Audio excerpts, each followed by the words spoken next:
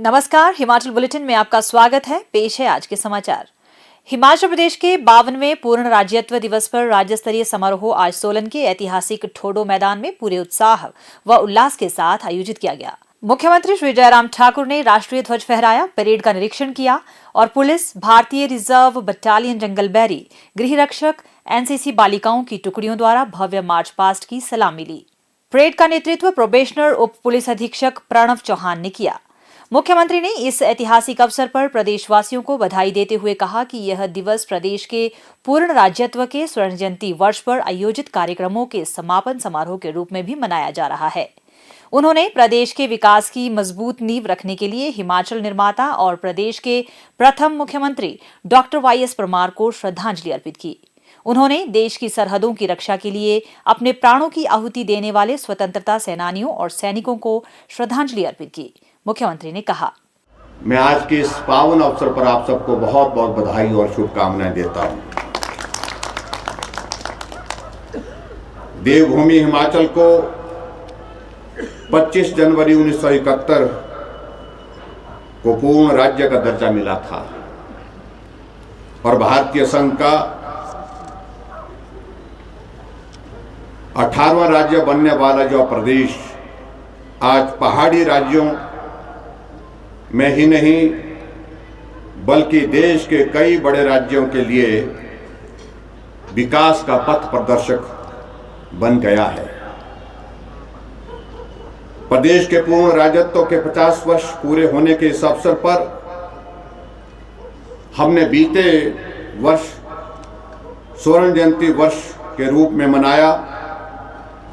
आज के इस आयोजन को हम स्वर्ण जयंती वर्ष के समापन समारोह के रूप में मना रहे हैं और मुझे इस बात को लेकर के प्रसन्नता है। 50 वर्ष के सफर में कई आयाम ऐसे आए जहां हिमाचल प्रदेश ने बहुत कठिन परिस्थितियों में आगे बढ़ करके अपना विकास का मार्ग कभी भी रुकने नहीं दिया। मुख्यमंत्री ने इस अवसर पर विभिन्न घोषणाएं करते हुए कहा, हिमाचल प्रदेश के सभी कर्मचारी भाइयों का बहुत बड़ा योगदान हिमाचल के विकास में रहता है। वो अपनी सेवाएं देते हैं और सेवाएं देने के साथ प्रदेश के विकास में अपना योगदान देते हैं। इसी माह मेरी सरकार ने नए वेतन नियम लागू किए हैं और इन नियमों के लागू होने से 2,25,000 कर्मचारी लाभान्वित होंगे और आगामी वर्ष में करीब 6,000 करोड़ रुपए का राजकीय कोष जो है इस पर हम खर्च करेंगे और नए पे कमीशन के आने के पश्चात कर्मचारियों ने अपने विकल्प देने आरंभ किए हैं। लेकिन इस बीच में मेरे ध्यान में ये लाया गया कि कर्मचारियों के कुछ वर्ग को वेतनमानों का समुचित लाभ नहीं मिल रहा है। मैं यह घोषणा करता हूं कि कर्मचारियों को जो 2 विकल्प पहले दिए गए हैं उसके अतिरिक्त एक और विकल्प की व्यवस्था करेंगे जिससे कर्मचारियों का कोई भी वर्ग ऐसा ना रहे जिसे नए वेतनमान का समुचित लाभ ना मिले। इसके अतिरिक्त अगर फिर भी कर्मचारियों का कोई वर्ग पे कमीशन के लाभ से वंचित रहता है तो हम उस पर पुनः विचार करके शीघ्र निर्णय लेंगे। इसके आगे बढ़ते हुए मेरी सरकार राज्य के पेंशनरों के प्रति हमेशा सजग रही है और सीमित वित्तीय संसाधनों के बावजूद हमने पेंशन धारकों का हमेशा ध्यान रखा है।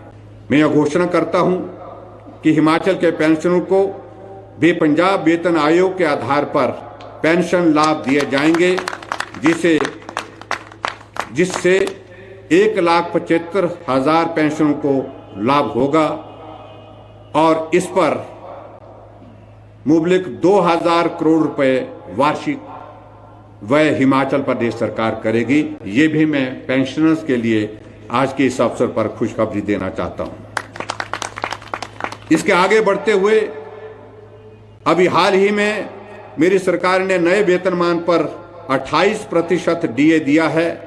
सामान्यतः केंद्र सरकार और राज्य सरकार के डीए की दरों में 6 माह से 1 वर्ष का अंतर रहता है, परंतु आज मैं यह घोषणा करता हूं कि राज्य सरकार के कर्मचारियों को 31% डीए केंद्रीय कर्मचारियों की तर्ज पर देय तिथि से मिलेगा। इससे राज्य सरकार के खजाने पर कुल मिलाकर के 500 करोड़ रुपए की देनदारी आएगी, जिसको सरकार वहन करेगी। सरकार द्वारा यह निर्णय लिया गया है कि 2015 के बाद नियुक्त कांस्टेबल्स को अन्य श्रेणियों की तर्ज पर समान कार्यकाल उपरांत उच्च वेतनमान के लिए पात्र माना जाएगा। जो कांस्टेबल्स उच्च वेतनमान के लिए पात्र हो गए हैं, उन्हें प्री रिवाइज्ड स्केल के अनुसार उच्च वेतनमान का लाभ तुरंत प्रभाव से दिया जाएगा। इसके लिए विस्तृत निर्देश शीघ्र जारी किए जाएंगे।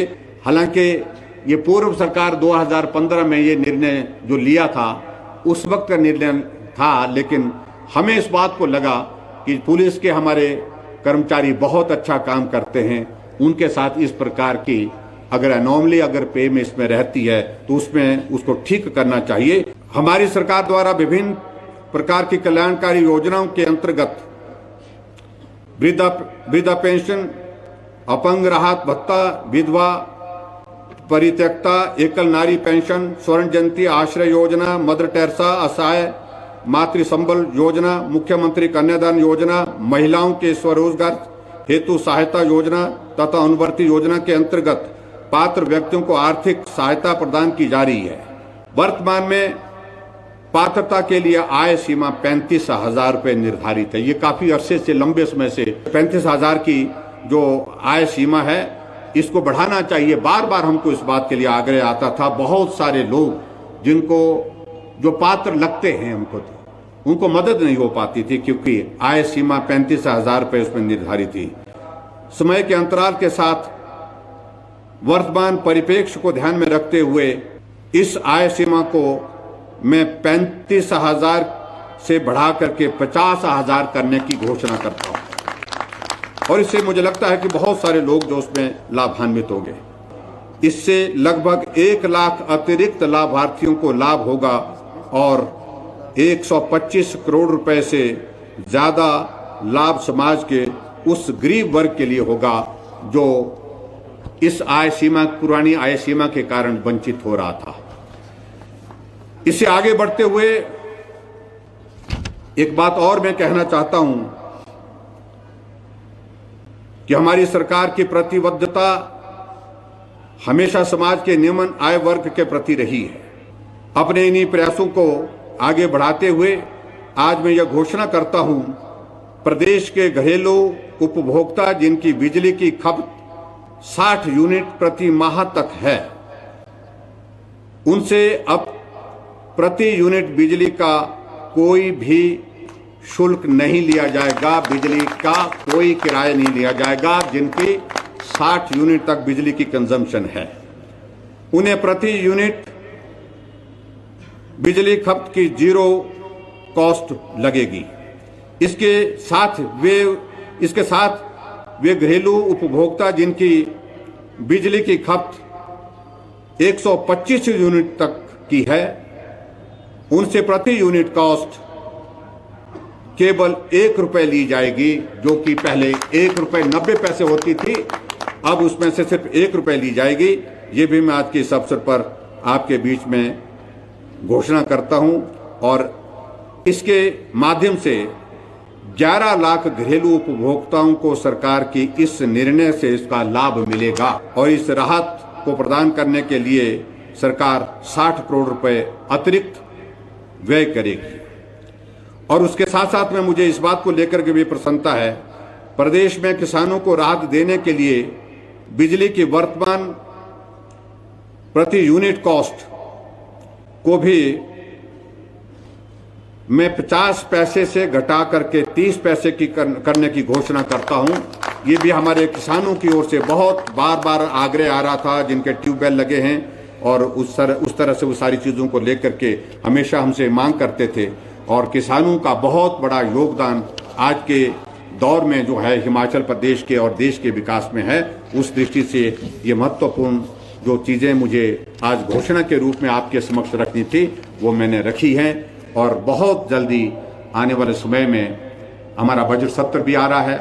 बजट सत्र में हमारी कोशिश होगी हिमाचल विकास की राह पर जिस प्रकार से तेज गति से आगे बढ़ रहा है उसमें और गति मिले, हम विकास के नए आयाम छुएं, इस बात को सुनिश्चित करने के लिए हम सब लोग प्रयत्नशील हैं। आप सबका हिमाचल प्रदेश सरकार को हर वक्त सहयोग मिला है और समर्थन मिला है, आशीर्वाद मिला है।